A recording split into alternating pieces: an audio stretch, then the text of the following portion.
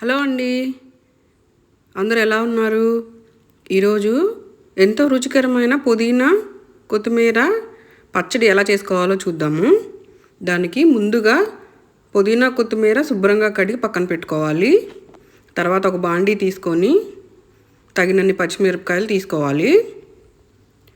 అవి కొంచెం వేపుకోవాలి. ఒక టేబుల్ స్పూను ఆయిల్ వేసుకొని కొంచెం ఫ్రై చేసుకోండి. తర్వాత కొద్దిగా వేగాక ధనియాలు, కొంచెం మెంతులు వేసుకొని ఫ్రై చేసుకోవాలి. చివరిలో కొంచెం జీలకర్ర వేసుకోవాలి. అవి మొత్తం బాగా వేగనివ్వాలండి.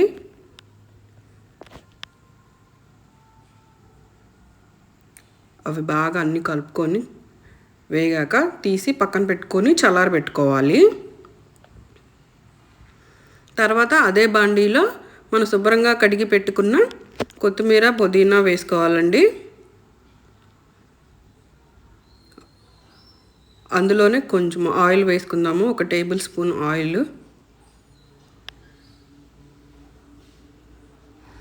అది బాగా మగ్గే వరకు బాగా ఫ్రై చేసుకోవాలి. అందులోనే తగినంత చింతపండు వేసుకోవాలండి. ఇలా మొత్తం బాగా వేగనివ్వాలి.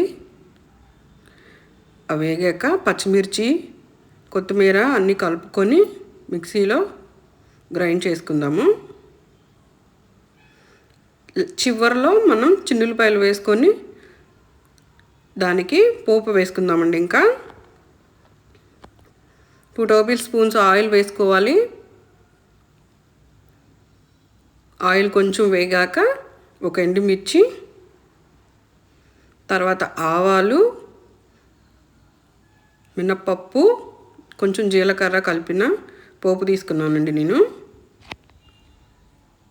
దానిలో కొంచెం చిటపట్ల ఆడాక కొంచెం ఇంగువ వేసుకున్నాను. చివరిలో కొంచెం కరివేపాకు. అంతేనండి.